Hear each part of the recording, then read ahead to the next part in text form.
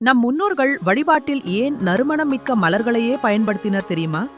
தாமரை, மல்லிகை, ரோஜா, சாமந்தி, துளசி, செவ்வரளி, காந்தள், மரிக்கொழுந்து போன்ற மலர்களை அவர்கள் அதிகமாக பயன்படுத்தினர். நறுமணம் இல்லாத மலர்களை பயன்படுத்துவதை பெரும்பாலும் தவிர்த்தனர்.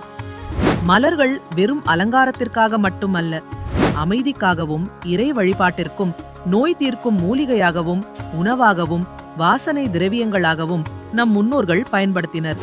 மேலும் ஒவ்வொரு மலரின் வண்ணமும் மனித உணர்வுகளுடன் தொடர்புடையது என்பதை அவர்கள் ஆன்மீக ஞானத்தால் கண்டறிந்தனர்.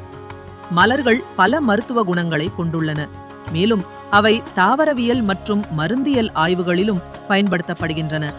அது மட்டுமல்ல, மலர்களின் வைப்ரேஷனல் ஃப்ரீக்வன்சிஸ் மனித உடலில் உள்ள சக்கரங்கள் மற்றும் ஆற்றல் மையங்களுடன் ஒத்திசைவாக செயல்படுகிறது என்றும் அவர்கள் உணர்ந்தனர்.